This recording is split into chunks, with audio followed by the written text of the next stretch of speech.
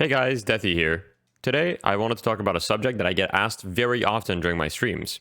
When should I buy shields versus when should I buy armors? If you guys didn't know, by the way, I'm live on YouTube and Twitch almost every day. Check out the links in the description. Let's get started. First of all, let's establish what are these items that I'm talking about. Very often in my videos, I get comments that I'm not showing the items enough. So in this video, we're going to be doing it in the shop directly so that I can show you exactly every single item I'm talking about. First of all, with shields, there's a lot of items that give shields. There's only a few items that are meant specifically to gain shields. For example, Combat Barrier, Enchanter's Barrier, and Veil Walker. But there's a bunch of items that give shields as some sort of secondary statistic. For example, Spirit Strike gives 100 Spirit Shield. Headhunter gives 150 Bullet Shield. Shadow Weaves gives 300 Spirit Shield. If you want to know the list of full items, you can simply go in the shop and you can type shield. If you type shield, the entire list of items that give you shields will come up. Similarly, for resistances or armors, if you just type resist, you'll see every single item in the game that gives you some form of resistance. As you can see, there are a lot of different sources of resistances and a lot less of shields. Now that we've gotten this out of the way, let's start talking about resistances. When should you buy resistances, also known as armors? When people talk about armors, they're often talking about spirit armor as well as bullet armor, but there's a lot of other ways to get resistances. As you can see, all of these items give either bullet or spirit resist in some way.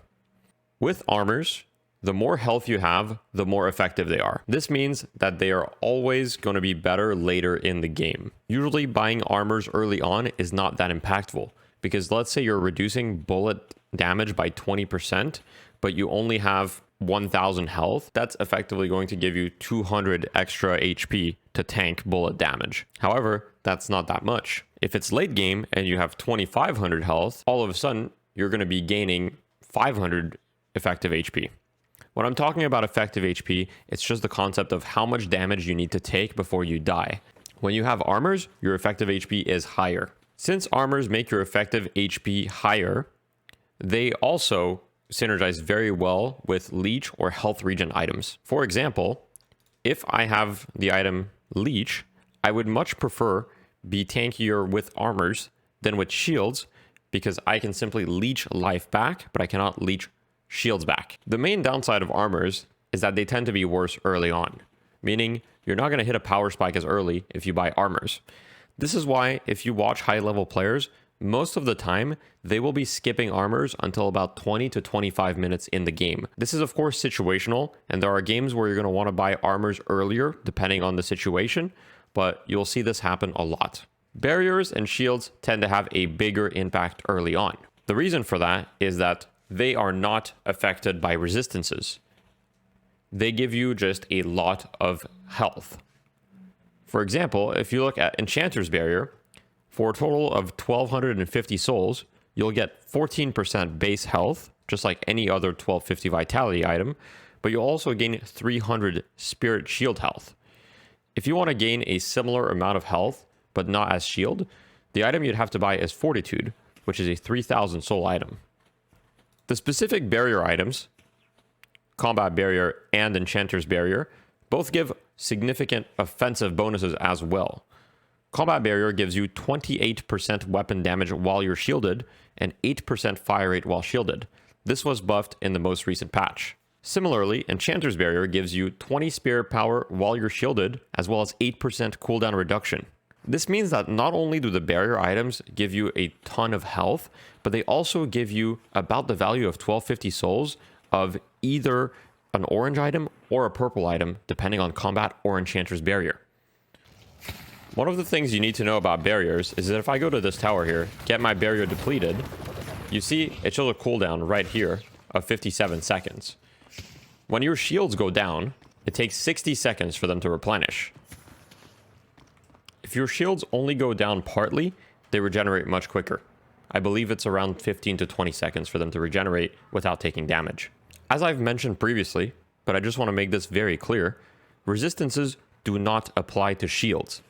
This means if you have 50 bullet resist and you have 1000 bullet shield, that 50 bullet resist will not apply to the bullet shield at all. On the other hand, if you have negative bullet resist or negative spirit resist, such as Pocket or Vindicta, those negative resistances will not apply to shields either. This interaction makes it so that it's very often inefficient to invest in both, meaning you need to take a decision.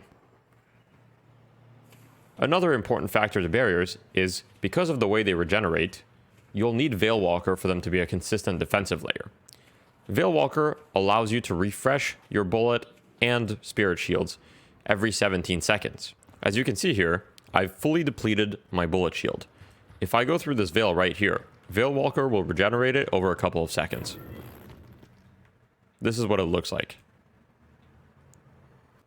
Now, I'm not going to be doing a full breakdown of each shield and resistance item in the game.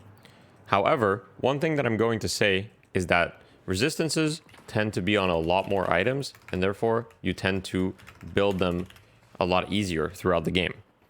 For example, there's many characters that are going to buy Bullet Resist Shredder, Berserker, Escalating Resilience, Point Blank, Pristine Emblem, all these other items that give you resistances just by existing, and they're also offensive options. This makes it so scaling resistances without investing a lot into them is fairly easy. It's very rare that you'll have 0 resistances even if you didn't buy the armors. Very often you'll still have around 15 to 20% resistances of spirit or bullet or both. I would recommend, as I said earlier, that you go in the shop, type resist, and look at all the items that come up, and think a little bit more about them.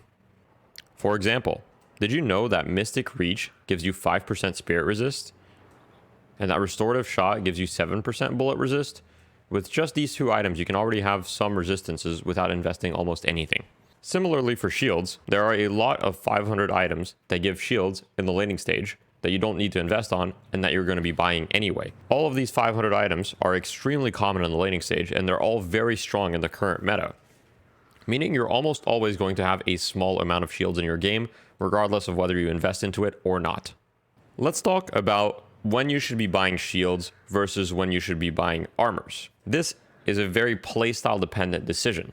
In the current state of the meta, shields tend to be a worse option than armors in most cases. The reason for that is that the current meta revolves around tanky characters and a lot of sustain, particularly through leech. Since shields cannot be regenerated through leech, they become a worse option in this type of meta.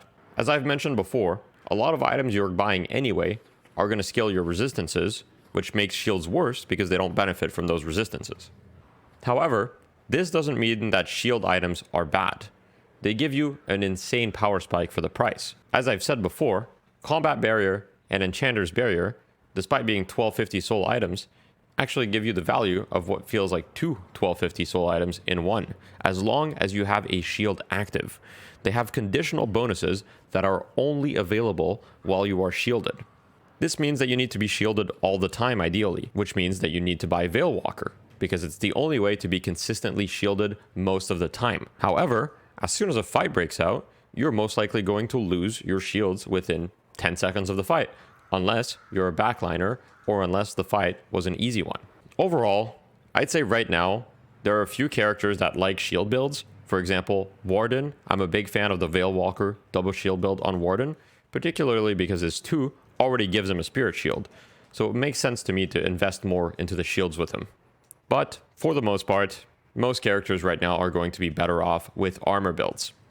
The only times that I would go shield builds is if you're trying to hit early power spike, or you're a very squishy character who wants some defensive layers without having to buy a bunch of health. Examples of these include Grey Talon or Vindicta, who'll very often buy 1 or 2 shield items because they're in the backline, meaning they're not taking a lot of poke damage. The main danger for them is getting gone on and all-in'd by someone. For example, Yamato jumping on Vindicta and trying to just one-shot her.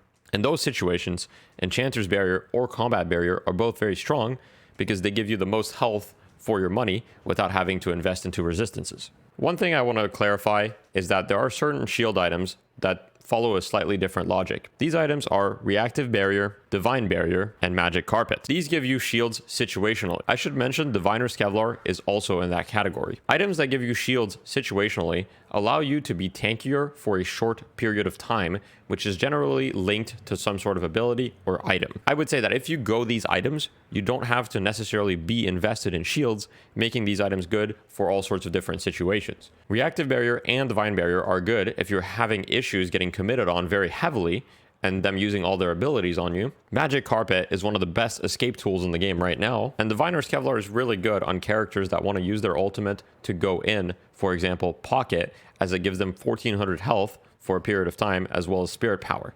Overall, right now, if you want to go shields, it's almost mandatory to go Veilwalker. I do believe that Veilwalker is an extremely strong item and that it's pretty underrated in the current meta, and I wouldn't be surprised if we see it being purchased more often. It gives very high mobility, and the ganking potential it offers you with invisibility is extremely strong.